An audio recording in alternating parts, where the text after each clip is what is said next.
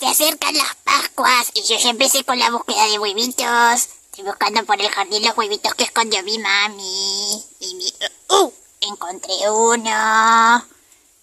Ay, qué bonito que es. Este me lo voy a llevar a mi casa. Miau, miau, miau, miau, miau, miau, miau, miau. Ay, qué bonito que es mi huevito de Pascuas. ¿No les parece? Ya tengo ganas de comerme las cositas ricas que tiene ahí adentro. Ñam, ñam, ñam, ñam, ñam. Ñam, ñam, ñam. ¿Qué es ese ruido? ¿Qué?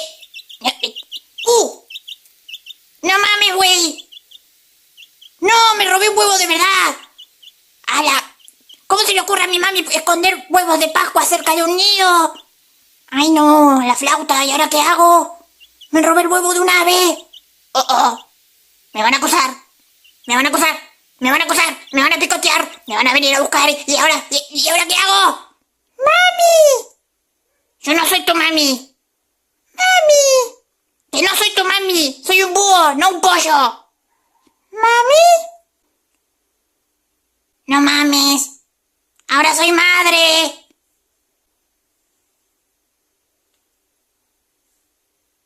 ¿Puedo ser el padre?